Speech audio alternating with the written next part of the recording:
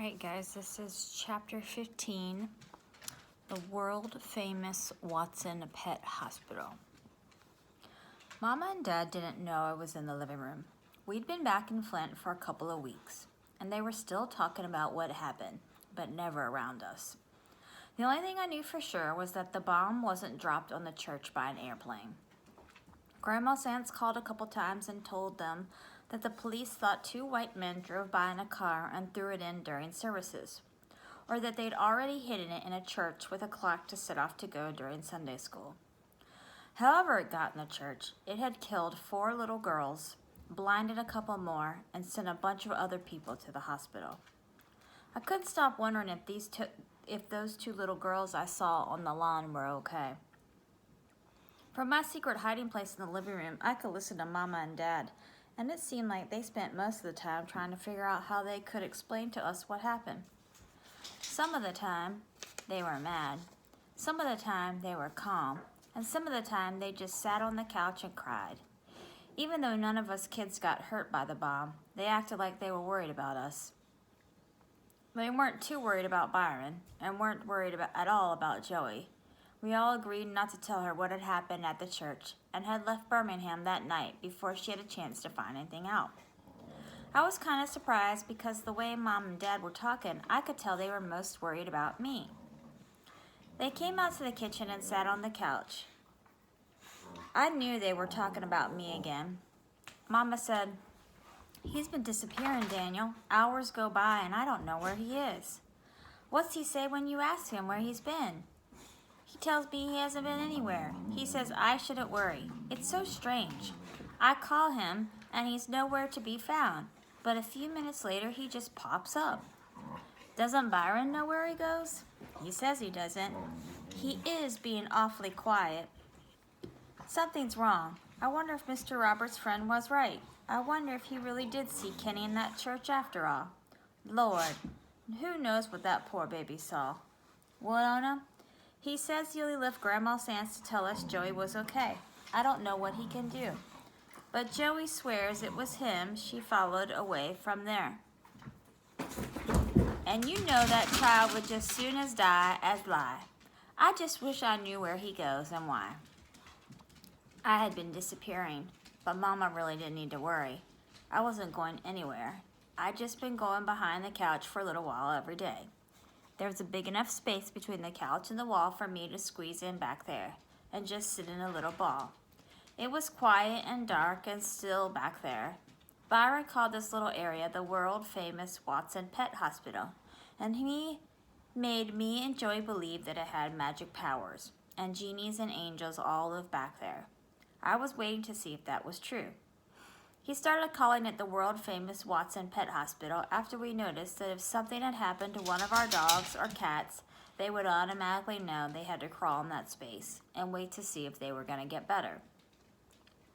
Since Mom and Dada had told us that animal doctors cost about $1,000 each time you went to them, our pets knew they wouldn't be seeing any veterinarians, and that the most help they could get was to crawl behind the couch and see if they could make a deal with the magic powers there.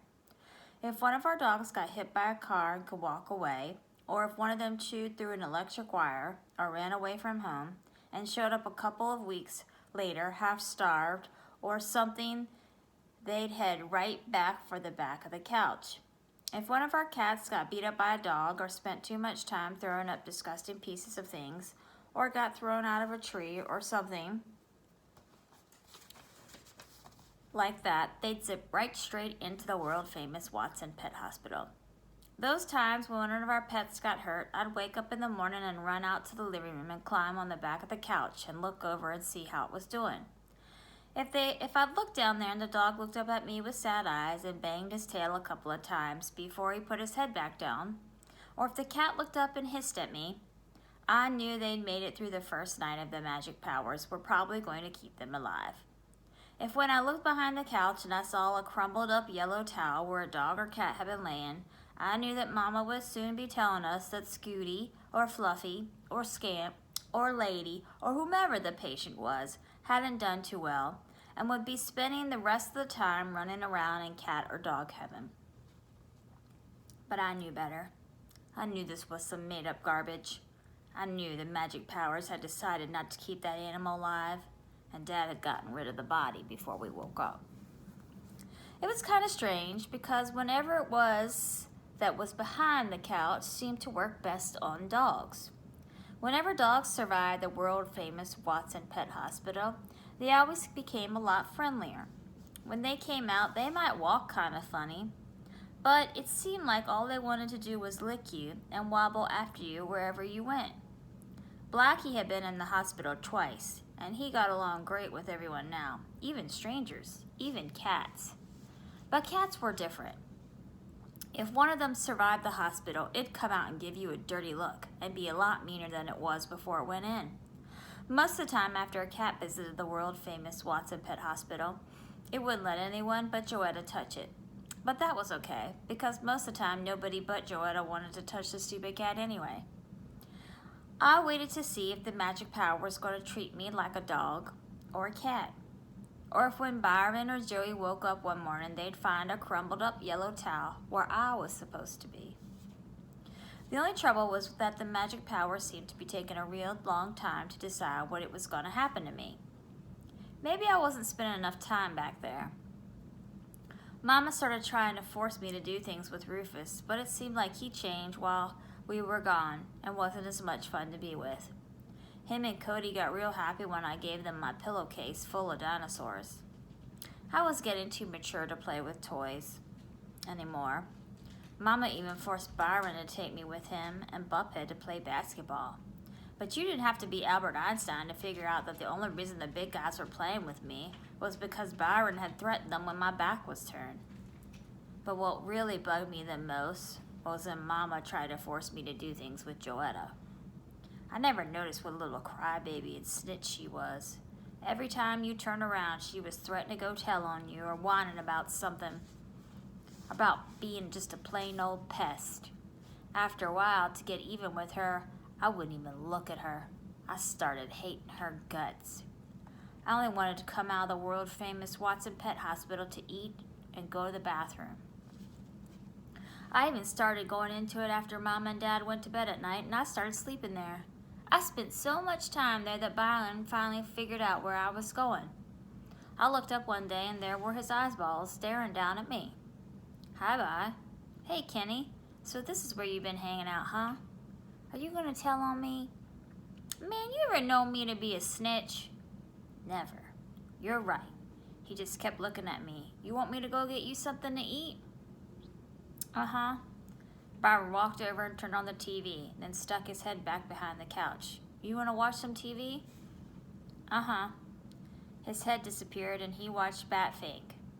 When the show was over, his head came back down. I'm gonna play some ball. You want to come?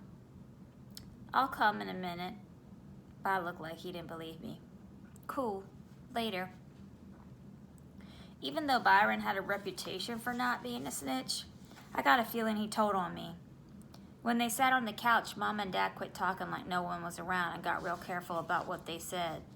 They started saying stuff about how proud they were of me and what a nice kid I was and junk like that. But it sounded like they'd been practicing what to say. I turned my ears off when they came around.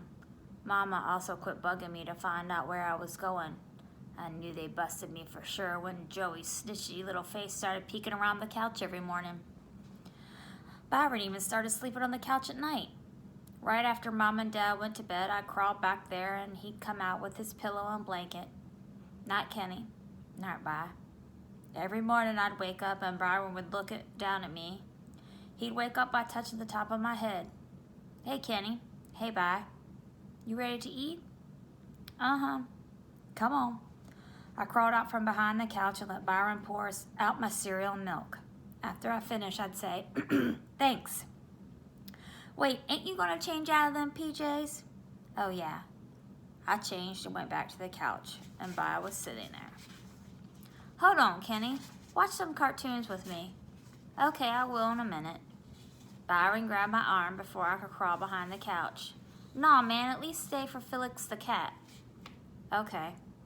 I sat next to him on the couch, and when Felix was over, I thought Bye would force me to come back more to watch cartoons, but he didn't. He let me crawl back behind the couch. Check you out later, Kenny. See you, bye. As much time as Byron started spending on the couch, I thought I was going to have to make room for a bed for him in the world-famous Watson Pet Hospital. Every time I'd look up, he'd be there. And we'd have to go eat or watch some TV or go to Mitchell's for something or change clothes and stuff like that. One day his head popped over the back of the couch and he said, "Come on, I gotta show you something." I knew I had to go. If I wouldn't, he'd pull me out by my legs. I followed Byron upstairs in the bathroom, and he stood in front of the sink and could look in the mirror. He scrunched up his face so he could see the bottom of his chin, and then he took his thumb and finger and felt around. He smiled and real slow pulled the thumb and finger away. "Check this out, Jack." I looked real close, and there was a long, skinny black hair growing out of Byron's chin. He held it out like it was worth $1 million.